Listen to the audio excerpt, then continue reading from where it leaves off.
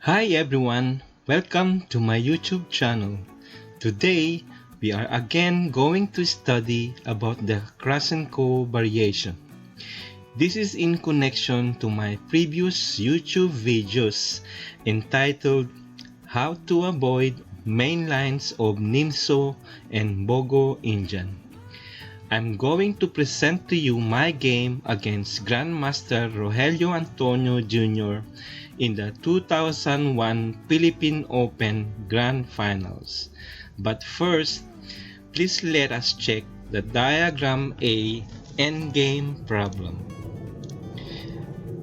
As we can see, there are 5 pawns of white and 5 pawns of black. But there is an overextended pawn of white at g5. Do you think this is disadvantageous to the white side or advantage?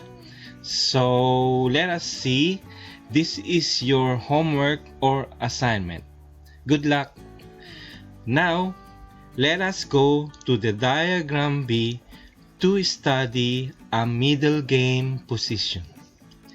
If we go back to move 15, I played bishop c4, then my opponent played e5, then I played bishop b2, and then black castled. After that, I played queen c2, which I'm threatening queen g6 check.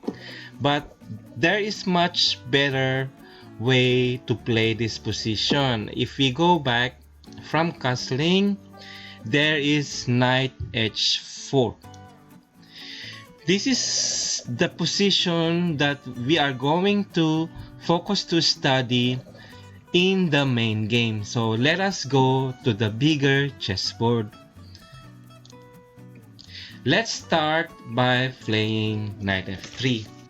So knight f6, c4, e6, knight c3, bishop b4, g4.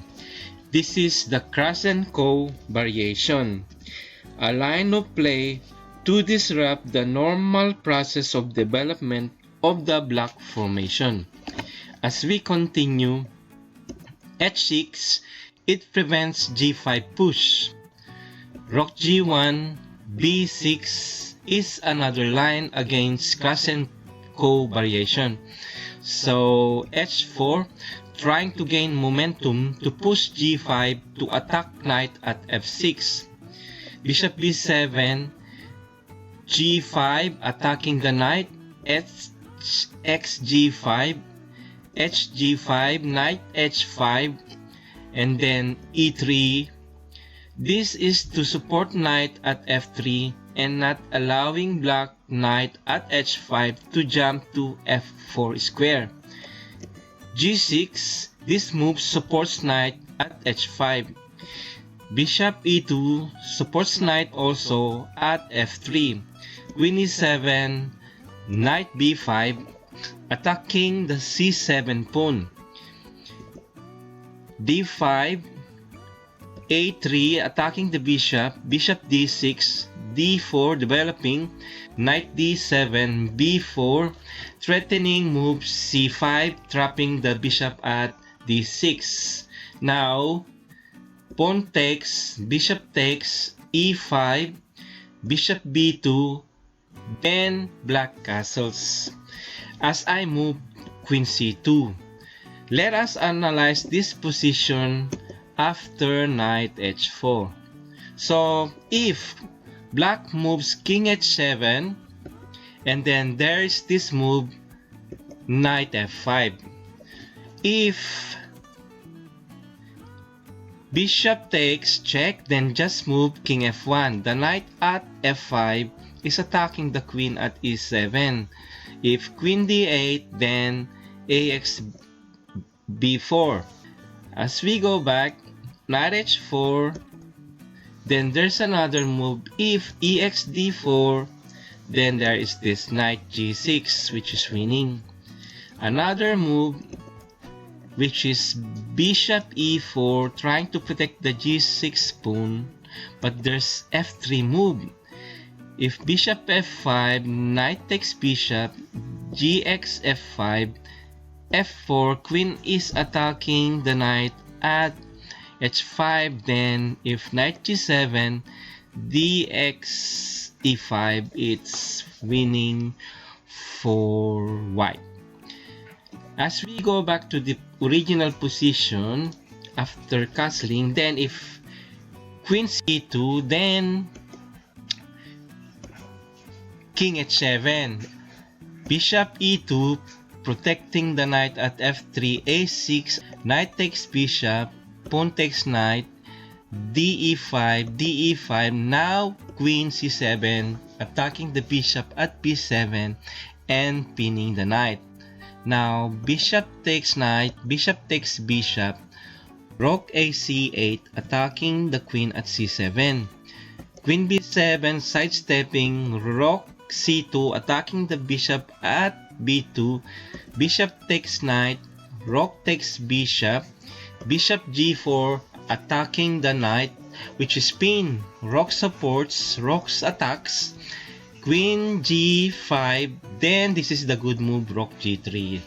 Now the rook and knight cannot protect the pawn at f7 if the knight moves, so continuously king g7, rook takes knight, rook takes rook, queen takes rook, now it's one piece up.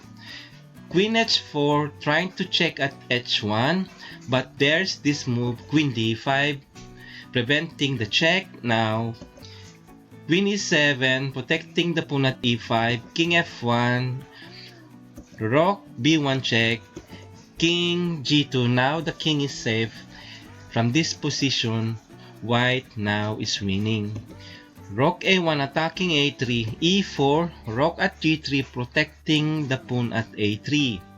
Now, rook e1, bishop f5, a5, attacking the pawn at b4. Now, queen d2, rook b1, then rook h3. The threat is queen h6, trying to mate the king at h8. Now, queen f6, preventing mate at h8. Queen h6 check, king g8, rook c3, trying to mate at c8 square. Rook d1 to the rescue. b5, trying to have a strong square at rook c6, attacking the queen. Rook d8, trying to support against that check. Bishop g4, trying to maneuver to bishop e2 to c4. Queen e7, bishop e2, queen d7, now rook h3, which is threatening mate at h8. I hope you like this game, and I hope you are inspired to use Krasenko variation in your upcoming games, most especially if your opponent is using bishop b4 line.